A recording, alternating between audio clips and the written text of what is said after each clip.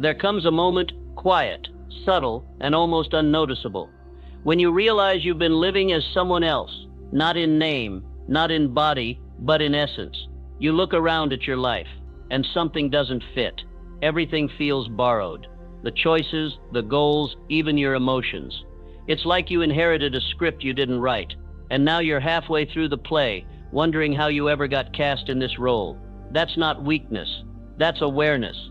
That's the first tremor of transformation. Because the people who are truly lost don't question the path. They follow it blindly, clinging to routines that slowly suffocate the soul. If you felt off, uncertain, like something powerful inside you is caged, good. That's a signal. That's your inner identity rising up from under the noise, demanding a new standard. The truth is, you were never meant to blend in. You weren't designed for the background. You weren't born to settle into mediocrity and call it peace. But you've been hypnotized. Yes, hypnotized. Not by some magician with a watch, but by repetition. Repetition of fear, repetition of doubt, repetition of narratives that told you to be realistic, to stay safe, to know your place. But I'll tell you something Napoleon Hill understood better than most. The most dangerous prison is the one you don't know you're in. And most people are walking through life in invisible chains. You think you're just waiting for the right time. That's the lie. The truth is, you've been programmed by your environment, by your past, and most dangerously, by your current identity. You don't rise to the level of your desires. You rise or fall to the level of who you believe you are. That belief isn't rooted in fact. It's rooted in repetition. What you've heard, what you've said, what you've accepted over and over again, until it fused with your subconscious and became your script. And that script has been directing every move, every hesitation, every moment of self-betrayal. So let's break something right now. The myth that you need more motivation. No, what you need is a new internal contract. You need to stop negotiating with your old identity, the one that flinches, doubts, delays, and start operating from the truth of who you were meant to become. Not someday, not when it's convenient, now. Because once you see the lie, you can no longer unsee it. And once you feel the fire, you can't pretend you're cold. Your mind is the command center, but your identity is the filter. Every dream passes through it, every opportunity, every decision. And if the filter is damaged, if it's built on limitation instead of liberation, then you will shrink your life to match it. The dream doesn't die because you lack talent. It dies because you never truly believed it was yours. You talked yourself out of it with logic, with timing, with excuses wrapped in the language of reason. But the subconscious doesn't care about reason. It obeys identity. It moves in the direction of the dominant belief, not the one you say, the one you live. This is why people plateau, why they sabotage, why they quit things they were once passionate about. It's not that the desire disappeared, it's that the identity never aligned. They were trying to build a palace with a peasant mindset. And identity doesn't shift with willpower alone. It shifts with radical emotional clarity and repetition of a new standard. You must decide who you are now, not based on your past, not based on your mistakes, and certainly not based on the expectations of people who've never lived your struggle. Let's be blunt. Feeling lost isn't the problem. Staying lost is, because the moment you feel disconnected from your life, that's the signal. That's the alarm clock from the universe. That's your soul telling you, you've outgrown the life you built on fear. And if you keep trying to shrink yourself back into it, it will turn into anxiety, frustration, and a quiet type of self-resentment. But if you lean into it, if you trust that this discomfort is divine, then everything changes. You stop asking, what do I need to fix? And you start declaring, who do I need to become? Napoleon Hill once said, whatever the mind can conceive and believe, it can achieve. But most people never get to the belief part. They conceive it, they desire it, they crave it. But belief, that's the missing ingredient. And belief is not a feeling, it's a discipline. It's a decision to tell your mind a new story, over and over again, until it becomes the only truth that fits. You don't believe in the dream because it's guaranteed. You believe because not believing would be a betrayal of your own power. This is the mental reset, right here, right now. You do not need permission to start over. You need conviction. You need emotional fire behind the truth. that the old you is expired. That version of you, the hesitant one, the doubtful one, the one who tiptoes through life, hoping not to make too much noise, that version is no longer authorized to speak. You are not here to take advice from your fears. You are here to replace them with faith, so rooted, so absolute, that even your setbacks start to submit. Identity is not inherited. It's built, layer by layer, thought by thought, decision by decision, and it starts today. You're not finding yourself. You are choosing yourself. You are carving a new belief system into your mind and rejecting everything that told you to play small. From this moment on, you do not respond as the old you. You do not move like the version of you that felt disqualified. You walk, talk, act, and command as if the new identity is already yours. This is not about hype. This is not about fake confidence. This is about alignment. Alignment with the highest version of who you could be if you stop settling. And that version, it's not out there. It's in here, right now. Beneath the layers of hesitation, beneath the trauma, beneath the what-ifs, is the version of you that doesn't wait for change. They are the change. So let this be the moment you stop playing tug-of-war with your potential. Let this be the moment you break the pattern of apologizing for wanting more. The moment you look at your old mindset and say, "Thank you for your service, but I don't need you anymore." This is the reset. You don't go back after this. You don't shrink after this. You don't ask for directions from people who've never been where you're going. You step forward. You take command. You become. I don't hesitate. I build. I become. Your mind is not the enemy. It's a powerful machine. But like any machine, it only operates based on the programming you give it. Most people spend their entire lives trying to change their results without ever changing the code. They chase productivity, discipline, motivation, but they never rewrite the root command. Belief, the belief about who they are, what they're capable of, and what they deserve. And here's what Napoleon Hill knew that most people still ignore. Your subconscious doesn't care what's true. It listens to what's repeated. You've been trained to believe your thoughts are facts. They're not. They're patterns. And patterns can be interrupted, broken, replaced, but not by accident, not by hoping. You have to take control of the repetition. You have to install a new operating system, line by line, until your subconscious no longer argues with your greatness. That's not fantasy. That's engineering. Identity engineering. Mental reprogramming. That's how Ford turned a vision no one understood into reality. That's how Edison failed 10,000 times and never once questioned his worth.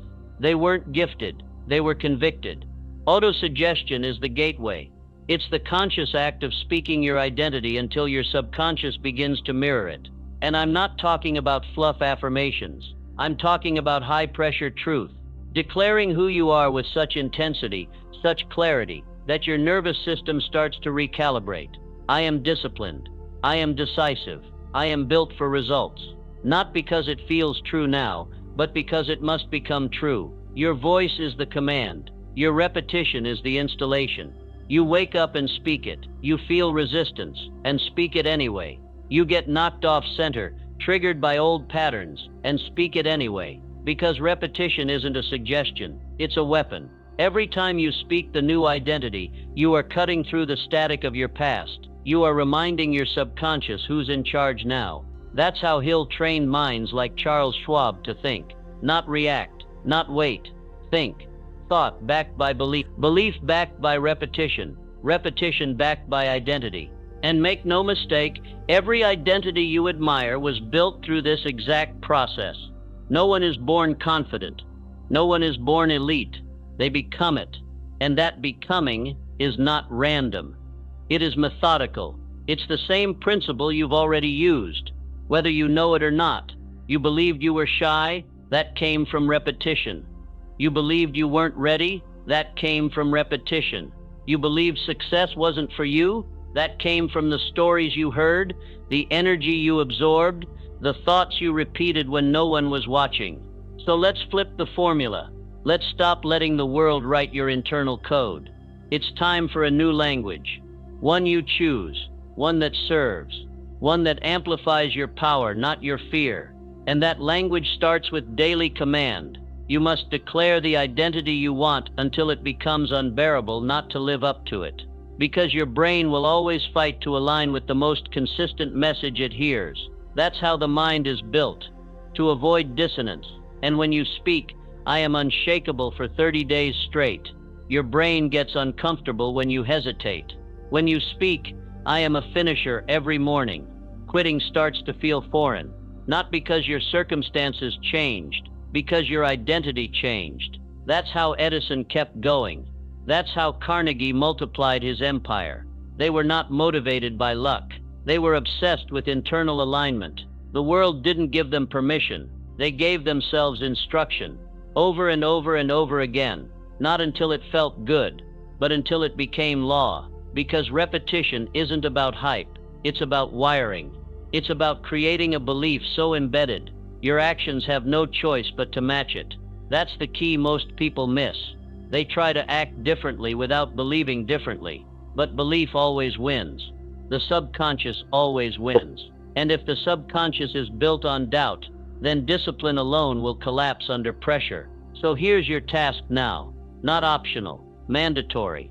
Declare your identity every single day, morning, night, during the day when things shake you. Speak it out loud. Let your nervous system hear it. Let your doubt hear it. Let your former self hear it. I am not who I used to be. I am a builder. I am relentless. I am aligned with results. I do not hesitate. I dominate my day. I protect my focus. I finish what I start. Say it like it's the only language you know. Say it until your surroundings feel unfamiliar, because they no longer match your belief, and then change them too. This is not wishful thinking. This is subconscious domination. The exact principle Hill used to coach industrial titans. He didn't teach hustle first. He taught inner command, thought control, precision of mind. He understood what most still ignore. The world is shaped by people who believe the impossible into submission, and the only thing separating you from them is the consistency of your suggestion. Are you willing to say what you desire until your entire being starts to move like it's already done? Your identity is not a label. It's a contract, and every time you repeat the right words, you sign that contract again. But if you stay silent, if you keep entertaining doubt, fear, and distraction, then you are renewing the wrong agreement. And make no mistake, silence is still a form of repetition. If you don't speak power, the mind will default to weakness. If you don't program faith, fear becomes the operating system. So decide today, no more unconscious agreements. No more mental autopilot. You will rewire. You will command. You will affirm what you've never seen with your eyes, because your spirit knows it's already yours. Every empire begins as an invisible idea. Every transformation starts with a whisper turned into a war cry. Speak your future like it already happened. Repeat it until you can't unknow it. Rewire your mind until your life becomes allergic to anything less. This is not about pretending. This is about commanding. Commanding your mind to serve your future instead of your past. Commanding your emotions to align with your goals. Commanding your inner world until your outer world catches up. That's how belief is built. That's how the subconscious is engineered. Through consistent emotional repetition of identity truth. Not what the world sees, what you declare.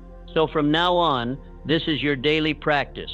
You speak what you believe until it becomes what you experience. You act like it's done before anyone else can see it. You program your reality with words that match your destiny. And when fear whispers, you respond with command. Say it daily, out loud, until your body believes it. I am not who I used to be. I am who I decide to be. I speak it. I believe it. I become it. There comes a point when you must do something most people never have the courage to do. You must burn the bridge. Not in anger, not in ego, but in absolute clarity, because the path to your next identity is not built with options. It's built with decisions. Final ones. The kind that leave no door open for the old version of you to crawl back through. That's the law of no fallback. And until you obey it, your transformation will be optional, delayed, and conditional. You cannot serve two identities. One must die. You see, the mind always searches for safety. It wants a way out, a backup plan, an exit route. But high performance doesn't live where safety lives. It lives in total commitment, in the territory where the only option is forward, where your former excuses can't breathe. Napoleon Hill understood this better than anyone. He studied giants who had no plan B. Think of Hernan Cortés. When he arrived in the New World, he gave a command that echoed through the ages: burn the ships, no retreat, no fallback, only forward. That's not recklessness, that's identity alignment. Most people stay stuck not because they lack talent, but because they keep negotiating with their old life. They keep visiting the places where they felt safe, checking in with people who keep them small, entertaining thoughts that remind them of who they used to be. But you cannot rise while tethered to your past. You can't run at full speed with one eye on the rear-view mirror, and yet that's what most do. They decide to change, but they don't delete the access codes to the old mindset. You want the next level? Then you must act like you've already decided. There is no try. There is no let's see how it goes. There is no if this doesn't work, I'll go back. No, that language is death to your potential.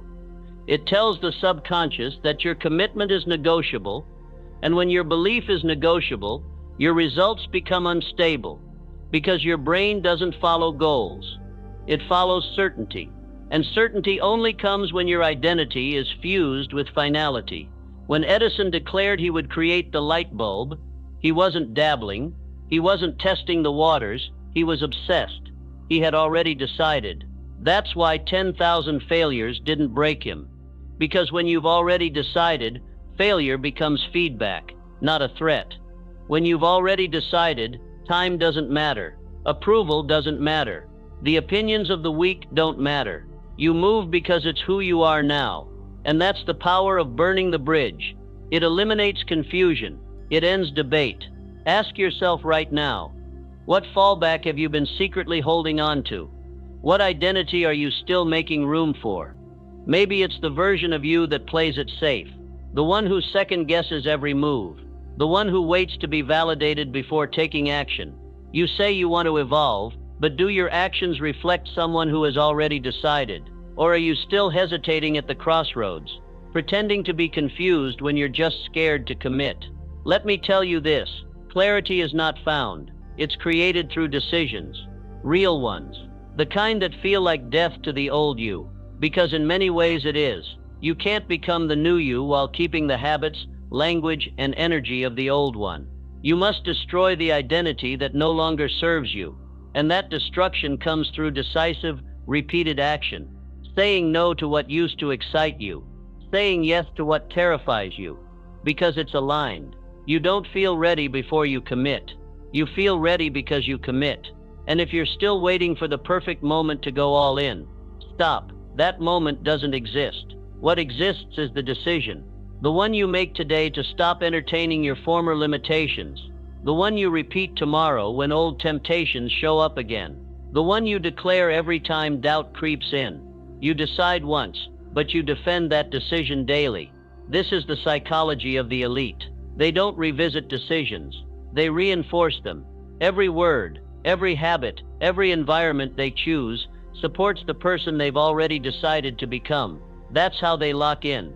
Not through motivation, but through identity congruence. They ask one question before every move.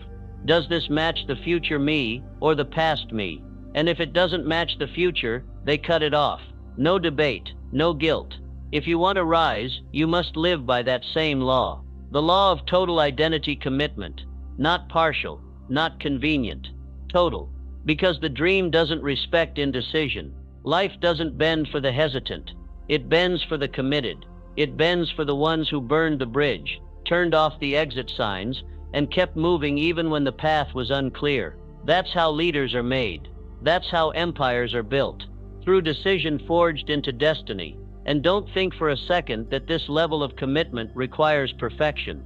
It doesn't. It requires relentlessness. It requires you to say, even if I fall, I rise again. Because the decision is done. The debate is over. Every time you recommit to the identity, you erase doubt. You confuse fear. You build neural strength that cannot be shaken by temporary emotion. Because the identity doesn't change from inspiration.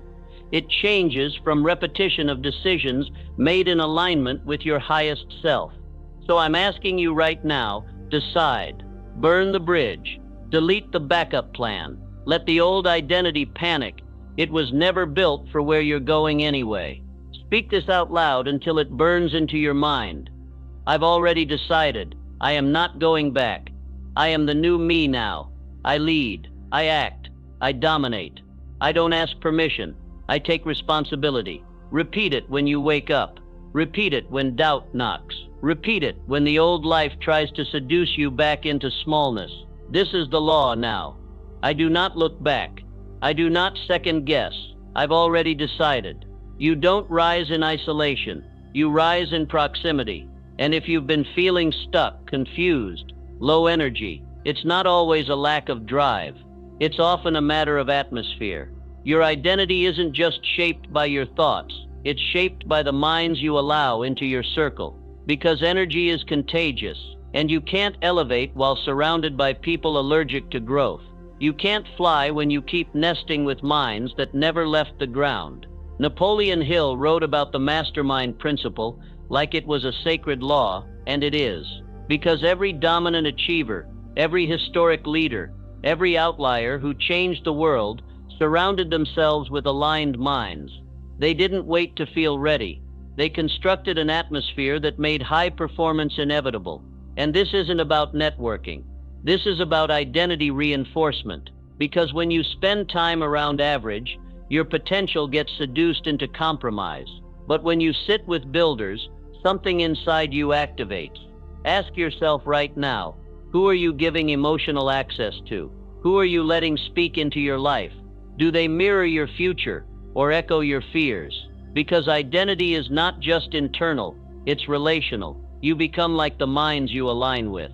If you're the strongest in your circle, your growth will plateau. If you're the most ambitious in your space, your vision will shrink. This is not judgment, it's reality. Because energy always finds equilibrium. And if you're surrounded by hesitation, it will pull on your belief until your conviction breaks. That's why the mastermind is not optional. It's survival. When Hill studied Carnegie, Schwab, Edison, Ford, he found a pattern. They didn't build alone. They formed inner circles where new ideas were celebrated, where future-focused language was normal, where high standards weren't intimidating. They were expected. You need that. Not once a year, not someday, now. Because until you create that circle, you'll be constantly battling the noise of people who don't get it. You don't need a crowd. You need alignment. One aligned voice is more powerful than 10 familiar distractions. And yet most people stay stuck because they refuse to leave comfort for clarity. They keep toxic loyalty in exchange for emotional familiarity. But the truth is brutal. The people you love can't always go where you're going. Not because they're bad, but because they've settled. And if you don't protect your mental environment, their comfort will drown your calling. Look around. Is your environment designed for expansion or escape? Are the voices around you challenging you to stretch or congratulating you for staying safe? Do your conversations revolve around destiny or drama because your surroundings speak to your subconscious? Every day, every interaction is a silent vote for the identity you're becoming. And if you're not intentional, your environment will program you back into the version you've already outgrown. This is why decision alone isn't enough. You must defend the decision with your environment. That means curating your space. That means cleaning out emotional clutter. That means cutting off access to weak energy. Not out of hate, but out of reverence for your future. Because the future you deserve requires protection. Protection of your time. Protection of your focus. Protection of your peace. Charles Schwab once said, "A man can succeed at almost anything for which he has unlimited enthusiasm, but enthusiasm is fragile in the wrong environment. It gets mocked, it gets drained, it gets labeled unrealistic. So if you want to maintain vision, you need insulation. You need voices that fan the flame, not stomp it out. You need proximity to people who expect greatness from you because they've demanded it from themselves. That's the ecosystem that births transformation. And let's be clear, this doesn't mean waiting for perfect mentors to show up. You build your circle with what you've got. Start with books, with voices that carry the frequency of where you're headed. Listen to thinkers who stretch your mind. Read the words of those who have walked the path before you. Absorb them daily. Let their belief become your baseline, because eventually your circle will catch up to the identity you protect. You attract what you mirror, so become the standard before the circle appears. You are not obligated to keep access open to people who drain your frequency. Growth requires boundaries, and boundaries are a form of belief. They say, I value my energy, I value my mind, I value where I'm going more than where I've been. Some people won't understand. That's fine. Your growth isn't a group project, and the ones meant for your next season will recognize the standard you're walking in. They'll meet you at that level or not at all. From this moment forward, make a decision. I don't entertain low-frequency conversation. I don't laugh at mediocrity. I don't explain my growth to those who never intended to grow. I surround myself with builders, with executors, with aligned energy, not because I'm better, but because I'm becoming. You can rewrite your mind. You can commit to the identity. But if you stay surrounded by people who fear their own power, your momentum will stall. You need friction. You need mirrors. You need challenge. The right circle will offend your comfort and awaken your commitment. The right environment will stretch your language, force clarity, and demand precision. That's what you want. That's how you lock in. Not with ease, but with alignment. So here's the new standard. I do not allow weak energy in my atmosphere. I do not entertain confusion. I create clarity. I do not hold space for people who mock my growth. I do not apologize for being intense about my future. I build my circle. I choose my input. I protect my atmosphere like my life depends on it, because it does. Speak it now, daily, loud, until it becomes real. I attract aligned minds. I build with the willing. I protect my atmosphere. I become the standard. There is a level of power you unlock when you stop doing things for recognition and start doing them from identity. That's when everything changes. That's when you transcend transactional thinking. That's when you become the kind of person the world can't ignore, because you're no longer performing for applause, you're executing from alignment. And the one who gives from identity will always rise higher than the one who performs for outcome. Napoleon Hill called it the law of over-delivery, not as a tactic, but as a philosophy.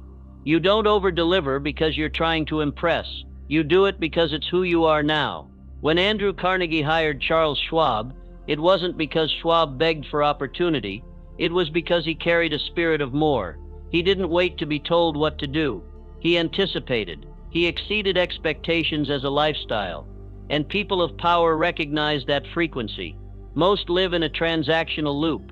I'll do more when I get more. I'll go hard when I see results. I'll give extra when they notice me. That mindset is slavery to external reward. And as long as you live like that, you will always be chasing scraps of validation.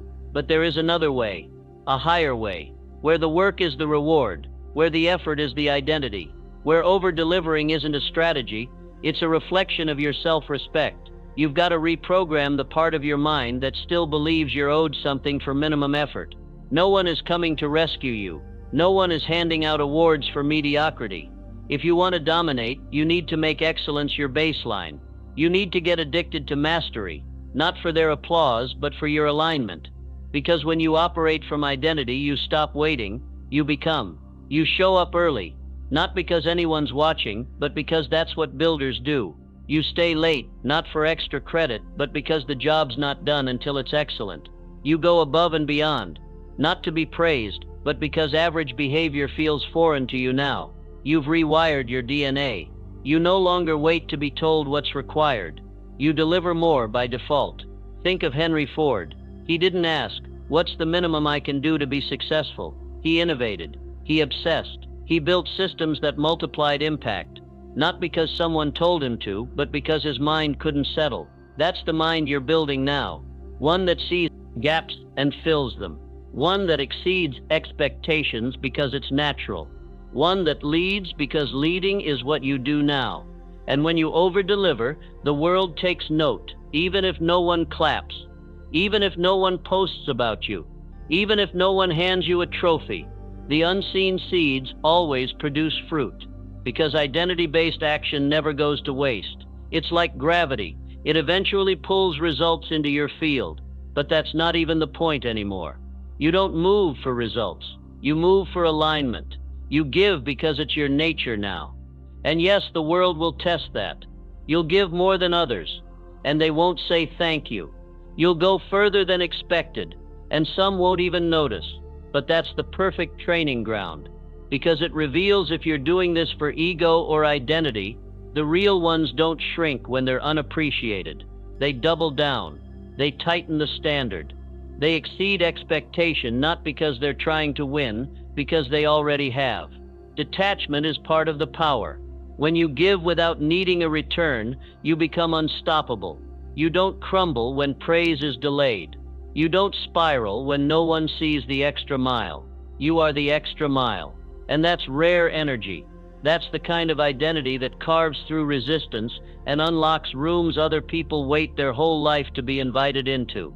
But this is not about doing more to exhaust yourself. This is about doing more with precision, with intention, with an inner fire that says, this is who I am now. I am not doing this to prove anything. I'm doing it because I refuse to shrink. That's the difference. You're not grinding to be seen. You're operating in overflow. And overflow doesn't happen by chance. It's built through repetition, through small acts done with excellence, through conversations where you bring clarity instead of chaos, through projects where you inject your whole soul even when no one's watching, through routines where you sharpen yourself, not for claps but because you refuse to be dull. Detach from results, lock into identity. That's how legacies are born. That's how empires are built. One extra mile at a time, one unseen act of excellence at a time, one silent moment of discipline, when everyone else is asleep. You don't need a stage, you need alignment. And when your identity is clean, when your standards are high, and when your habits match your calling, you become magnetic. The world bends for people who don't bend their standard. And you are that kind of person now, not because someone gave you permission, but because you decided it. So speak this daily, until it overrides every lazy impulse, every shortcut instinct, every outcome-chasing thought. I exceed expectations because it's who I am. I over-deliver because I don't settle. I operate from overflow, not obligation. I move with precision. I move with honor. I move like I already have it. I am not average. I am built different. I am becoming the standard. Say it, breathe it, live it, and let your excellence speak in rooms your mouth hasn't even entered yet. Everything changes when you stop negotiating with your future, when you stop asking if and start declaring when. You've been through the shift. You've burned the old identity. You've stepped into the fire of belief. Now comes the final lock-in, ritual repetition. This is where most people fall off. They feel the spark, but they never seal the identity. They get lit up, but they never loop it into muscle memory. And a mind that isn't rehearsed in power will always revert to survival. Let this be your final rewrite. Your subconscious doesn't care what's true. It cares what's repeated. So you don't rehearse fear anymore. You don't speak doubt anymore. You don't run loops of confusion anymore. You command your system. You install a new script. You condition faith as your default setting. That's the language of the new identity. That's how you lock it in. Repetition is not boring. It's reprogramming. Every line you speak with faith is a neural instruction. Every daily affirmation is a vote for who you've chosen to become. That's how you rebuild your inner world, one line at a time, over and over, until the old self forgets how to survive here, until the new self no longer needs reminders. It just moves. I act like it's done. I walk like it's already mine. That is not motivation. That is identity. You don't wait to feel ready. You don't wait for proof. You don't ask for signs. You are the sign. You walk into the room like the version already formed. You speak like it's already manifest. You make decisions from your future, not your fear. That's how Napoleon Hill taught faith, not as emotion, but as discipline. You affirm your future daily. You speak life until your voice is unrecognizable to doubt. You imagine yourself in possession of your desire so vividly that your subconscious begins to respond, not question. That's when you know the lock-in is real, when it's not hype, when it's not based on results, when it becomes who you are without trying. Faith is the only language the subconscious truly obeys, and repetition is its alphabet. So every morning, before the world touches you, you declare, I am the architect, I am the builder, I am the finisher, I am not waiting, I am becoming. I move like it's already done. This is your ritual. It's sacred. It's serious. It's how you keep the fire from flickering out when nothing outside has changed yet. Because the change always comes after the repetition, not before. You train the mind to expect your outcome, and when it expects it, it looks for it. And when it looks for it, it finds it. That's the unseen physics of identity. You become what you habitually rehearse. So let's get clear. No more dabbling, no more double-mindedness, no more picking up your future on Sunday and dropping it on Monday. From this point forward, your identity is a ritual. Your voice is your command line, and you speak it into yourself until your bones believe you. This is how the unseen becomes visible. This is how impossible becomes inevitable. This is how you become the answer. Not through chance, not through hype, but through intention. Through deliberate, repeated, focused faith in motion. Start now, not with hype, but with heat. Say it loud. Say it like you mean it. Say it until your nervous system calibrates to your destiny. I don't hesitate. I build. I become. I act like it's done. I move like it's mine. I walk in rooms like I already belong there. I'm not asking anymore. I'm commanding. My environment reflects my standard. My habits mirror my future. I'm not waiting for life to choose me. I already decided. And when doubt whispers, when fear knocks, when people question the shift, you don't explain yourself. You don't give them a behind-the-scenes tour of your breakthrough. You don't dilute the fire to make them comfortable. You stay the course, because your job is not to be understood. Your job is to become undeniable. Let the world wonder what changed. Let them gossip. Let them guess. You don't owe them updates. You don't owe them context. You don't owe them comfort. You owe yourself the finish line. You are not here to be liked. You're here to be legendary. You are not here to explain. You're here to expand. You are not here to chase. You're here to command. So here's the final lock-in, the non-negotiable ritual, the new operating system burned into your bones. I move like it's done. I walk like it's already mine. I don't ask. I align. I don't wait. I create. I am the builder. I am the voice. I am the standard. Say it daily. Say it when you're tired. Say it when no one claps. Say it until there's nothing left of the old self to return to. And when the world sees you again, they won't recognize you. And that's exactly the point. Let the world wonder what changed. You don't owe them answers. You are the answer.